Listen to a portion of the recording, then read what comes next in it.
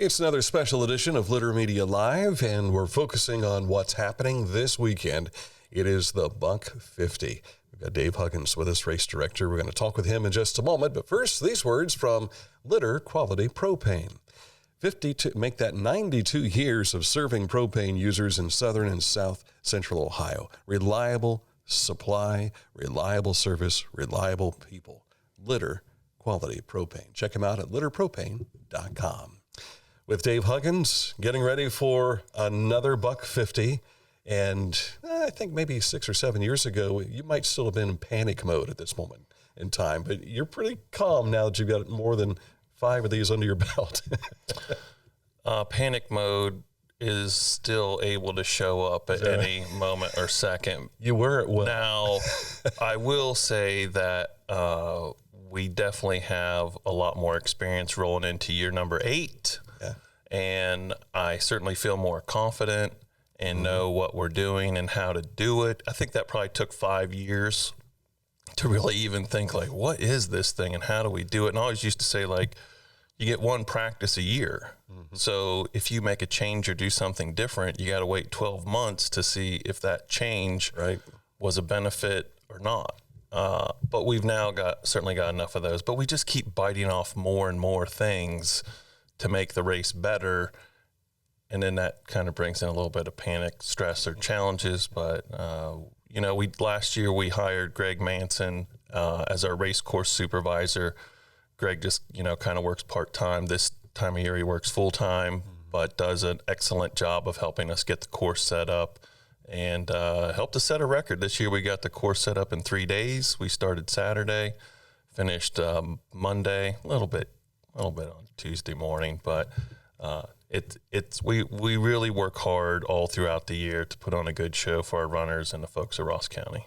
As we are talking here now, look over our shoulder, you'll see a lot of these signs across the area, and even on the pavements, you'll see the little running man with the arrow pointing direction for the runners and which way to go. Yep. So we kind of, once again, you evolve with signage. And I remember the first year, Rachel, my wife, laughs all the time because we had these orange cards that Joe Uhrig helped us set up with that they use for enduro racing. And we probably put 1,000 of those cards up all over Ross County. But the problem was we would put them on any fence post, telephone pole, mailbox, on the right side of the road, the left side of the road, everywhere. So over time, we've evolved to a systematic system where we, now have a stencil where we paint arrows on the road. We put 2 turn arrows if it's a left-hand turn, and then we put a straight confirmation arrow after that. And then when we start putting up signs like we did this past week, we try to have a sign or an arrow on the ground about every quarter mile. So those signs and those arrows kind of leapfrog each other through the course, and we really try to give our runners the confidence of knowing where they're going, which is their biggest concern. And I'm here to tell you, runners, don't panic about this situation. We've got you covered. If you come to an intersection and you don't see a turn arrow, you're going to go straight. And if you get to an intersection and you see 2 painted arrows and a sign, you're going to turn left or right. And we've got you covered. So we have a guidebook. This is something we started a couple years ago, Race Day magazine. But in this magazine, we have maps for each leg of the race that has turn-by-turn directions. You get 2 copies each at the check-in. There's a QR code that takes you to the All Trails app, so you can follow your route there with kind of almost turn-by-turn directions where you can see yourself in this. So you're not going to get lost. Just read this, pay attention to this before you get out on the course. Can I repeat that? You can, yeah. Look at this map, read this before you get out on the course. Don't go out there blind. But really, it's a fun trip around Ross County, and we really try to soak up the beauty that this county has to offer. And I really feel like it's a very unique running experience for the teams that come into this area. For non-runners, what you just explained may seem a little goofy, but when you have gone through the course, you're making that run, your physical body starts weighing upon the mental portion. And I recall running a 5K one time, and I wanted to stop. My mind was stopping, my upper body was stopping, my legs would not. So your body and your mind do funky things while you're running. So going over that information before the run is a good idea. Yeah, even if you think you know the route or whatever, it's a good refresh. I mean, here's the thing. Quite frankly, we've got 108 registered teams this year. That's a new record for us. Only a third of those people are from the Southern Ohio area. So, there's 600 or 700 people coming in from outside Southern Ohio, outside the state of Ohio to run. And you frankly don't know what this train looks like. So we did start making some YouTube videos this year. You can go to our YouTube channel and watch those before the race. And, you can run like 6 miles in about 4 minutes. It's pretty fun to watch that, really. The YouTube version's pretty cool. For you non-runners, you'll love to see it that way, and maybe even you runners. But that's a chance, once again, to kind of see the course. We missed some of the trail legs. That was a little more challenging to get video. We'll try to get those for next year. But the third leg is the hardest, is what we always say. So, like, when you get to that last third of the race, like you said, you're tired. You haven't maybe had the best nutrition, so make sure you plan for your van and have some snacks in there. We're lucky enough to have many volunteers at our checkpoints who do a great job of hosting these runners, but you want to make sure you take care of your nutrition and especially your hydration. So when you get to that, last leg of the race, you're ready to go. You're going to be tired. We're all tired. But that's kind of, to me, the real pure enjoyment of this event, in the fact that once you accomplish it, and you do that with 9 other runners, and you've got your drivers and your family members all watching and all depending on you to complete this 150-mile monster, it's a really pretty satisfying feeling. And I think that is what keeps people coming back year after year and has allowed our race to grow, is it's that challenge and that mental fortitude to push through and just see what you're capable of doing. There are several euphoric moments at the beginning when everyone starts off fresh. The end, of course, is fantastic, but all of your checkpoints along the way all seem to have their cheering moments, their supportive moments, their agony moments, and it's truly like the wide world of sports, It is.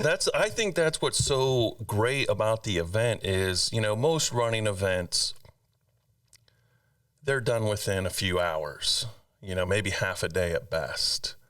But we have 2 days of that excitement, that anguish, that pain, that whatever those moments happen, and they're going to happen. I think last year during the race, I realized that, we focus on the runners. We focus on our kids that we support in the Drug Free Clubs of America program. And everyone loves the volunteers. But after last year's race, I kind of feel like the race is the volunteers, and we're just participating with them because we had the worst weather. Like, we had to shut down the course. That was the first time that ever happened. The last teams went off at 5:30. Then we had lightning. Within the same time frame, Julie Preston called me from Medina High School and said it was hailing and raining and blowing sideways. So we shut down the course for about an hour and a half. We got everyone back up out at 7 p.m. At 11 p.m., it started pouring rain, and it was just like someone turned the faucet on. It was. It rained steady from 11 p.m. to 6 a.m., and I remember being at checkpoint 14. This is probably 2:30 in the morning, and I'm kind of like, I'm having my low moment thinking, this is terrible. People are going to hate this thing. Like, I can appreciate, our $150 veteran runners will get through this and understand that there's brighter days ahead. But if you're new to the event, like, you're just going to think, I ain't never doing this again. And you're already asking, why did I do this? That's right. Yeah. You're already in pain. You're tired. Now we just soaked you. And so I took some time to get on social media, kind of nervous, really. Mm-hmm. And all of a sudden, I just saw everything blowing up as it normally does, with smiles and cheers and thanks to the volunteers. I almost feel like the rain ratcheted up the intensity of excitement, and we have to do a good job here. It increased the challenge. Yes. And it was more gratifying for those who accomplished it. Yes. So for those of you who love that, word on the street is I just got a text from our buddy Michael Buck Owen from Channel 6. He's a $150 runner. He sent me this morning our weather report that says we'll have a little bit of rain Friday morning, some cooler temperatures than what we've had the last few days, but it looks to be a dry weekend. So if you love the rain, you're going to be disappointed. But you will enjoy the cooler temperatures. You will enjoy the cooler temperatures. Most runners will. I think it'll be between like 40 maybe for the low, but high of only around 61. That's exactly what we want. Which is perfect for running. Yes. So from what I'm told, I haven't you're correct. You're correct. You're correct, Dan. Let me go back to the signage for just a moment. While this is key for your runners, it's also very helpful for those who are also driving those pathways on a regular basis. And I will know from going out Walnut Creek Pike and coming back through around Charleston Pike and the whole deal there, seeing that signage helped remind me that there's going to be people on the roadways this weekend.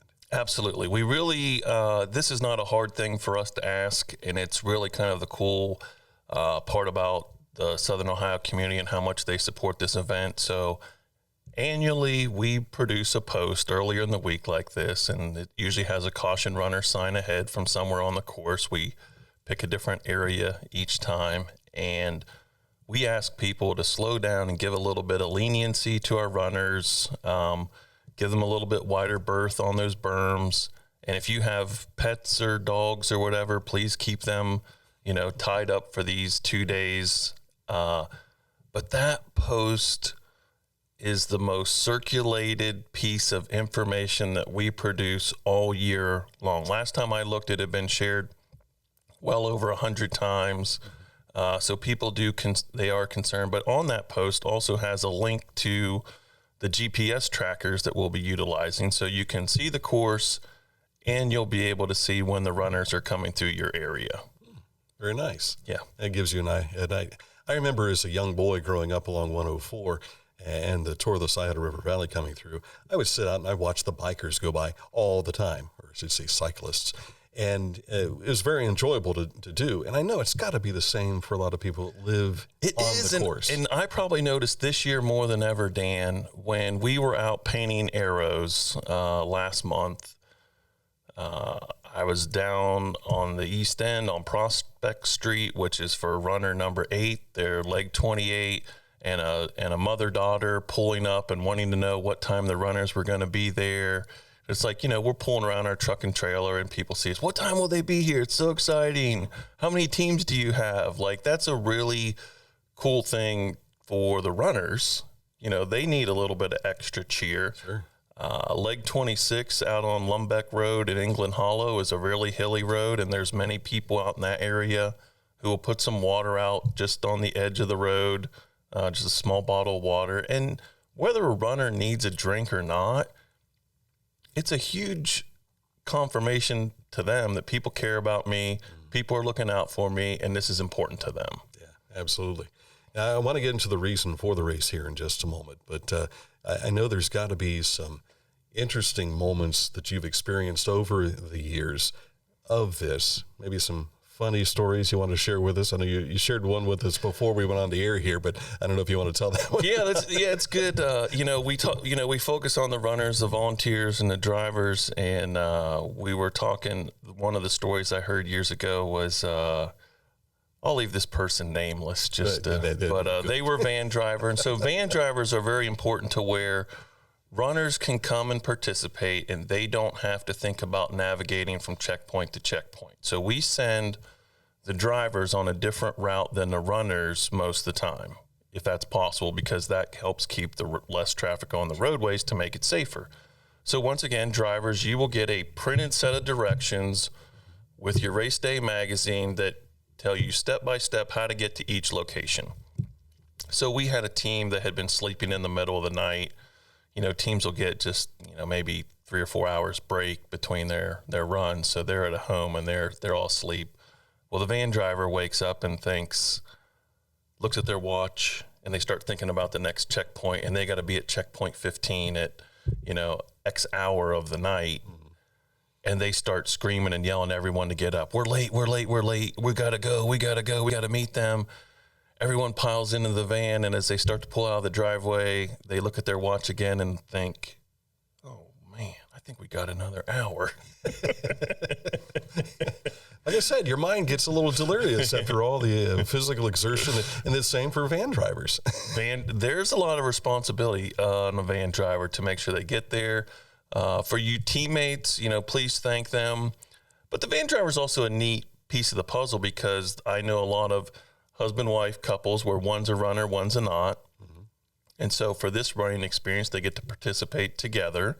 I know of van drivers who have got out there over the years and been inspired. Now they're running in the race. So it really is this whole team coming together with so many different people doing different things, but they all have a role, and we desperately need every person to take care of their responsibility. And at the end of the day, we put on a phenomenal event. Yeah. 108 teams this year. So I'm guessing you're talking, close to between 500 and 800 people? We have almost 1,200 participants. Is that right? We have 90 10-person teams. So there's 900 plus their drivers. We have 18 5-person teams, which is triple the average we normally have in 5-person teams. So that's kind of a tribute to the ultra running world, which continues to grow.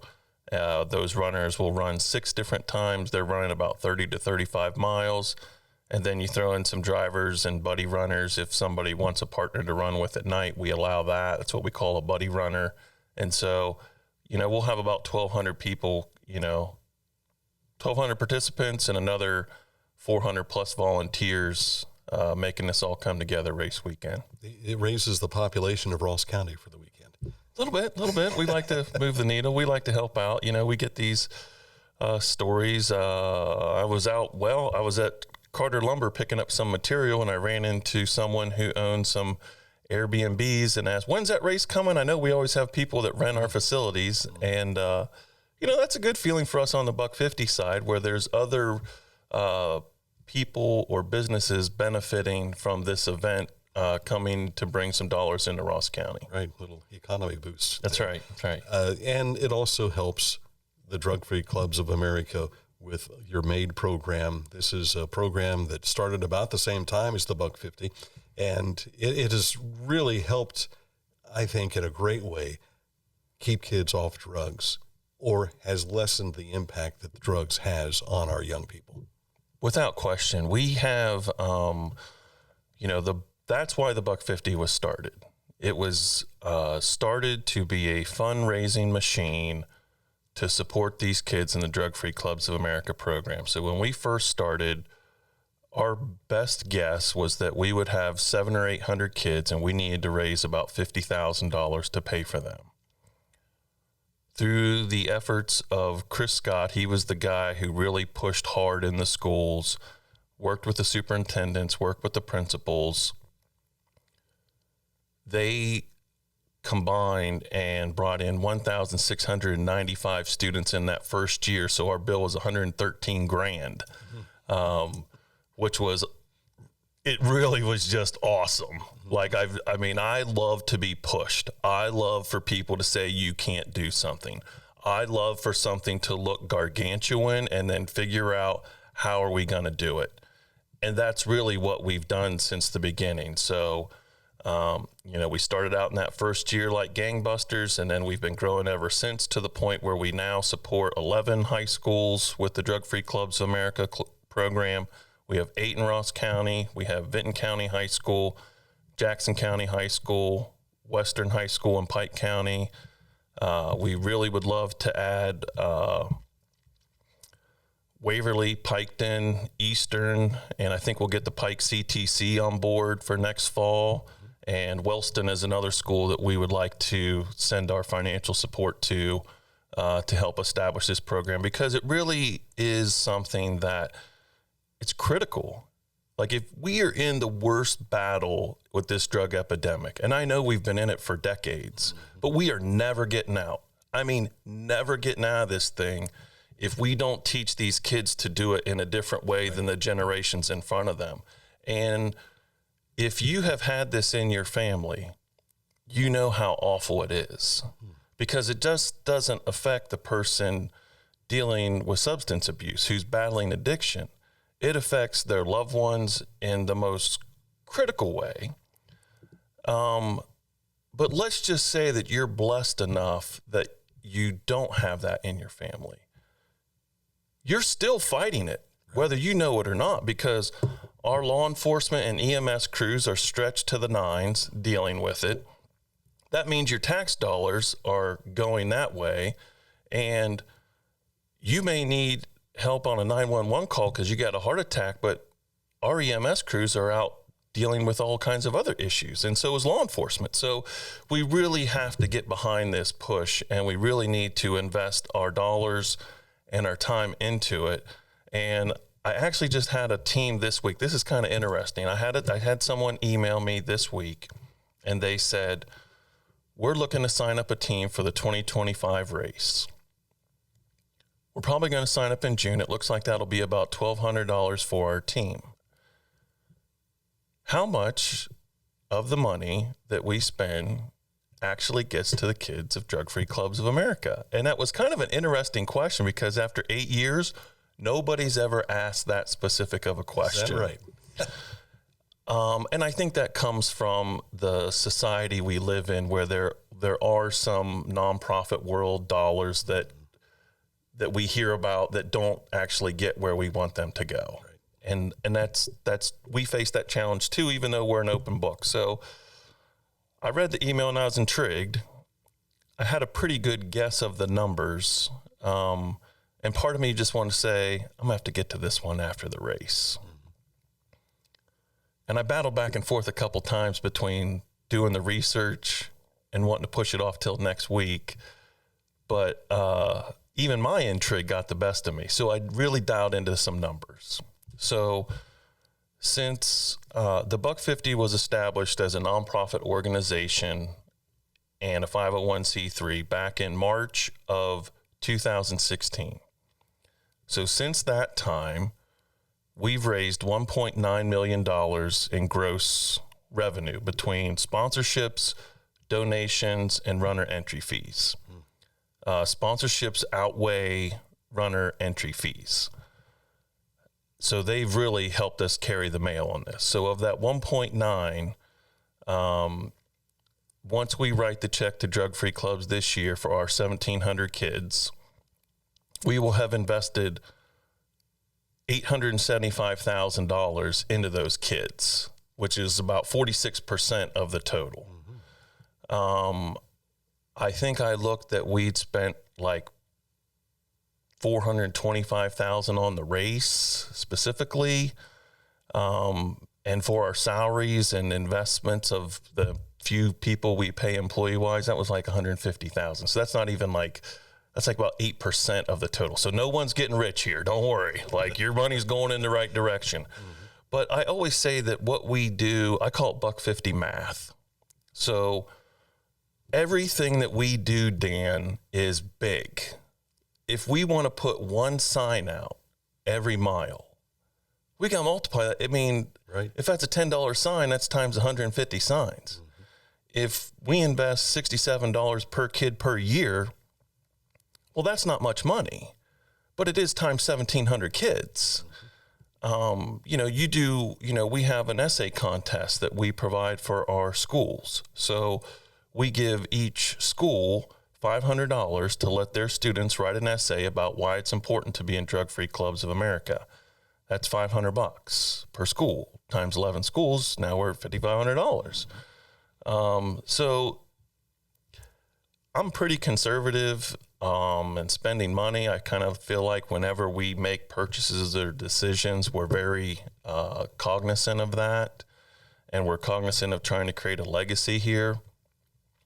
But frankly, it just costs a lot of money to put on an event that's 2 days and has as many pieces of the puzzle as we do. But at the end of the day, it's for the kids, and that helps with the motivation to put in the work, to make those decisions. The runners know that, the volunteers know that. And even though this is year 8, I still feel like we're just getting started. Like, I still want to make this program better. I still want to make the race better. I still want to support more schools. It would be easier to just like say, okay, we're doing our part. We're doing okay. We're doing good. But we don't think that. Adina, our presenting sponsor, doesn't think that. The sponsors that continue to come on board to help us don't think that. Our runners don't think that. Our volunteers don't think that. Like, we're still just getting started, and we want to do more for these kids in our communities. And I know for the participants that are running, they all do it for different reasons. And it could be some of them like the personal challenge, some like the camaraderie of having the team and being able to accomplish it. They want to get their PRs in that respect. But so many of them say, because of what the Drug-Free Clubs of America are doing for the kids, and if they don't get the education that they need about what drugs can do to you, then you're losing the battle all from the word go. But as they learn these things that you've helped teach them through your programs, I think we're seeing a change, and that's where you'll see a generational change. Yeah, these kids, so here's some things I didn't understand. I mean, I was ignorant to this whole thing. I mean, seriously, I knew nothing about. The only thing I want to do is it made sense early on that if we invested into our youth, that we could change the future. That was a pretty simple concept to understand. But what I really didn't understand is what some of these kids were facing. And so many of these kids are growing up with it. They're growing up with their grandparents being their guardians. They've lost aunts, uncles, moms, dads. This is really important to them. And so I didn't understand that was as bad as it is. So when we come into your school with a program and we have the love and support that we do, and it's all positive based, there's no punitive damages. The schools don't get the results of our tests. No one's getting suspended. No one's not going to be able to participate in their extracurricular sport that they want. It's all volunteer based, so any student can join. When we kind of have all those positive things going in that direction, these kids start to see that we just care about them. All we care is that you don't do drugs. I mean, for those of you who are gifted athletically or academically, that's fantastic. But if you end up going down this path with drugs or alcohol or even tobacco, all those gifts can go away. Mm-hmm.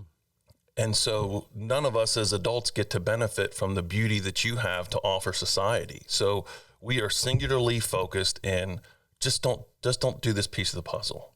Like, have all the fun you want in the world, but just take this off the table. So that's what we're trying to do for them. And so what I've learned is that I don't think kids want to do drugs.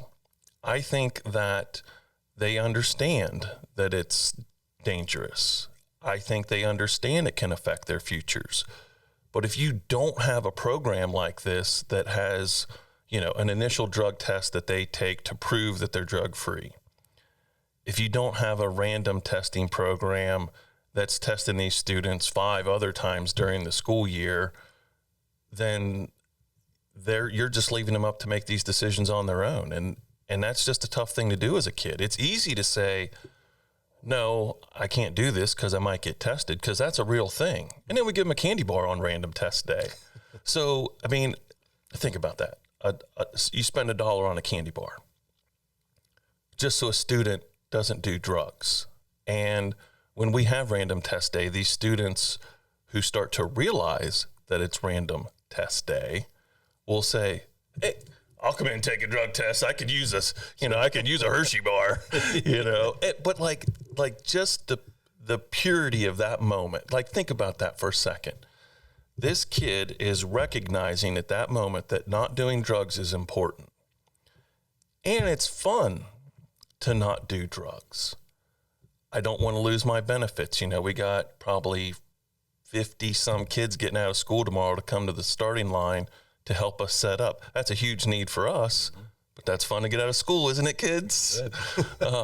So those are the perks and benefits that we try to make it positive. So, you know, I mentioned that we have about 1,700 kids this year. 99.5% of the tests that we administer come back negative. So when you think about 1,700 kids times 25% randoms, that's like 400 plus tests that you're doing. And to think that 99.5% of those are coming back negative, you know, that's a testament to these kids. They believe in what they're doing. They believe this is the right thing. And that's going to have long-term impacts. I mean, we used to have the philosophy that said, like, if we just save one kid's life, everything we're doing is worth it. You know, this almost $900,000 that we've invested is worth it. We're past that point. Like, I don't even know how many kids we've stacked up who literally said, like, I thought that I was just going to be like my mom and dad and my aunt and uncle and my brothers and sisters. I mean, to think about you as a young person and not understanding that you have a choice to be different, that's a tough world. Yeah. And so for this community and these runners and these sponsors and these volunteers to come in with such a strong effort to support these kids, they know that and they believe that, and it's working. And so it's a ton of effort. It's a ton of panic button moments. Those come and go. But at the end of the day, we all know why we're here. You have to break the cycle. And the only way to do that is to make that change with the early generation. And hopefully that transpires over into the older ones who may say, you know what, I do have a choice and I'm going to choose the right way. I got to share this part. So I have a story of a family where the father had some back injuries and got on these pain pills. And his two kids joined the Drug-Free Clubs of America program. And because he looked at his kids and thought, you know, these kids know that I have a problem and they want to better themselves. So this dad went out and sought some help to kick his addiction. Like, once again, like if you'd have told us that back in 2015 that something like that could transpire, I'd be like, what? It just touches so many people. We got these guys at CCI this year who we've partnered up with. They put on they call it the Buck 10. So they do a 10K race in September. They raised $5,226, I think. And they are doing it next year. It'll be September 20th next year. I think it's a Friday.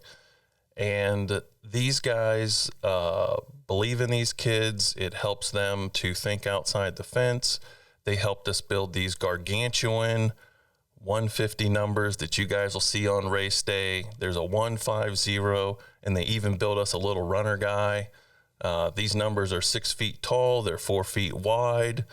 And you'll get a chance to get your team photo with them both at the starting line on Friday and Adena High School for you Van 2 runners. So that's been a really, really, really cool partnership that we've been able to develop to work with these people trying to better themselves, and they want to be a part of the Buck 50 and the experience. And so, you know, for a few hours each day, they're able to think about the hope that's on the outside and people that believe in them. Yeah.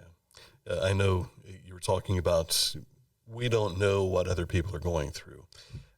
My granddaughter, who came into my life when she was, I think in the 4th grade, her biological father, I had no idea, had such an addiction problem. And she was one of the M.A.D.E ambassadors from Huntington and spoke at the rally 2 years ago.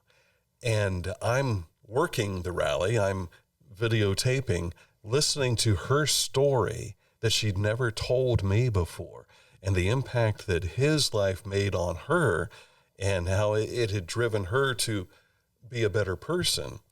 And now he's he's off drugs and everything. Awesome. So that's also great. And that he has heard her story and what impact that does to me. And picture 1,500 or so kids downtown hearing that story. And that was one of many stories told that day. But man, it hit this guy. And it really did.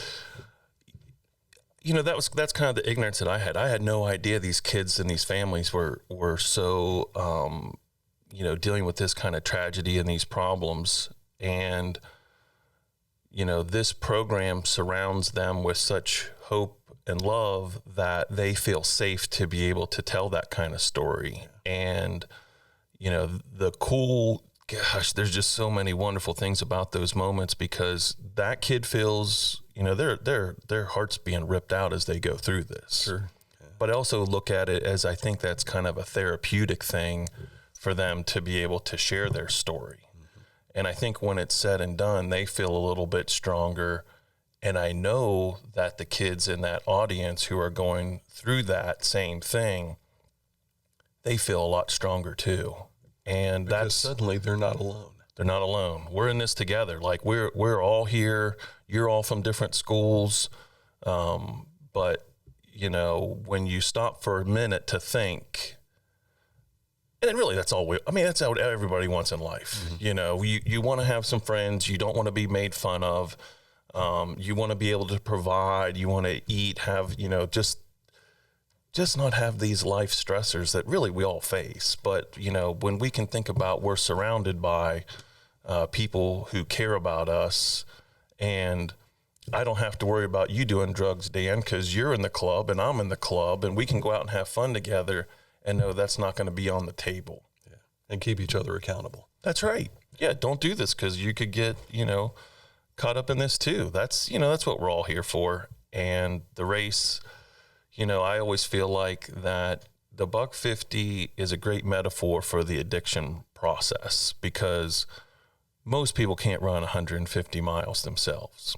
And most people can't, you know, kick this drug addiction themselves, but through, you know, help and support and a lot of pain and suffering and some trials and tribulations and working together, we can do this. Much like the race course with the different elevations, you have a roller coaster life with this in that respect. And so it's... Yeah, first time you don't make it, but you go back the second time. Right, yeah.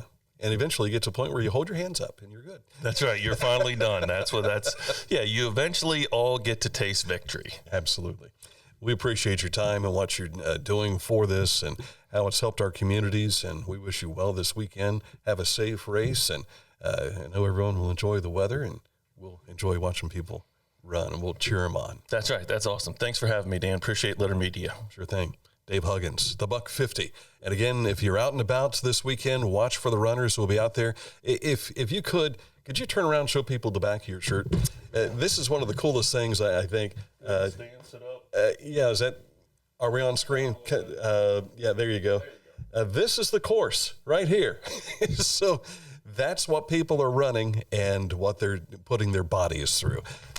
It's going to be fun. It's going to be a heck of a show. We're ready. We'll be ready on Friday. All right. Dave Huggins, he's already in shape and ready to go.